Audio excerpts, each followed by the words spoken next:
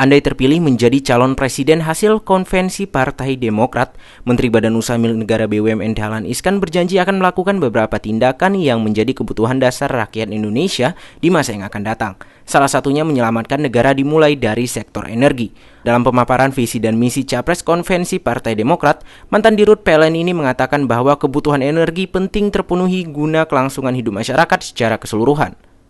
Maka saya ingin menyampaikan bahwa saya sangat merasa beruntung bahwa kemudian di belakang hari saya disekolahkan oleh Pak SBY untuk menjadi Direktur Utama PLN selama 2 tahun. Kenapa saya merasa beruntung dan merasa disekolahkan? Karena dengan menjadi Direktur Utama PLN selama 2 tahun, saya mendapat kesempatan memahami masalah energi ini sejak soal yang sangat sepele sampai ke persoalan yang sangat mendasar.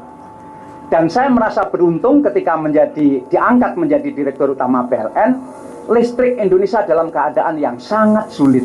Dengan demikian maka saya langsung berhadapan dengan persoalan-persoalan yang sangat mendesak yang diperlukan oleh masyarakat saat itu, sehingga dari situlah di satu pihak saya mengatasi persoalan-persoalan listrik, persoalan-persoalan energi, di lain pihak saya bisa belajar banyak memahami masalah energi ini. Saya tahu bahwa energi itu bagi sebuah negara sama dengan bensin bagi sebuah kendaraan. Tidak ada energi tidak bisa jalan, tidak ada energi tidak bisa bergerak. Karena itu negara-negara maju, saya tahu karena saya mendalami soal itu, negara-negara maju melakukan pencadangan energi itu luar biasa besarnya. Bahkan beberapa negara membeli minyak mentah itu tidak untuk dipakai. Mereka membeli minyak mentah untuk disimpan di dalam tanah. Jadi begitu harga minyak mentah baik, mereka membeli, tapi tidak untuk dipakai. Ditaruh di bawah tanah, kelak akan dipakai ketika negara itu sangat darurat memerlukan energi.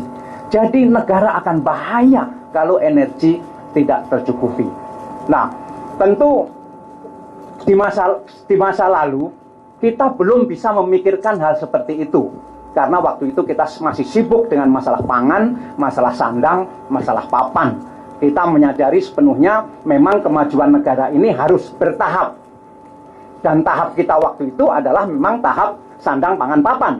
Tetapi dengan kemajuan pembangunan 10 tahun terakhir ini, orang boleh mencaci maki Pak SBY, orang boleh menghina Pak SBY, orang boleh merendahkan Pak SBY, tetapi tentu kita harus mengakui bahwa ekonomi 10 tahun ini maju besar.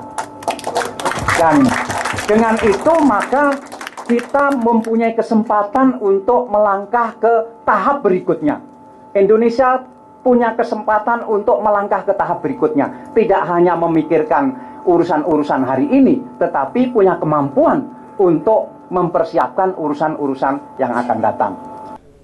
Nama Dahlan disebut kian meroket menjadi kandidat terkuat calon presiden di konvensi Partai Demokrat. Elektabilitas Dahlan terus mengalami peningkatan dibandingkan kandidat kuat lainnya. Berbagai lembaga survei selalu menetapkan menteri yang dikenal dengan jargon kerja ini sebagai capres yang layak diperhitungkan pada pemilu tahun ini. Reza, JPNN, Jakarta.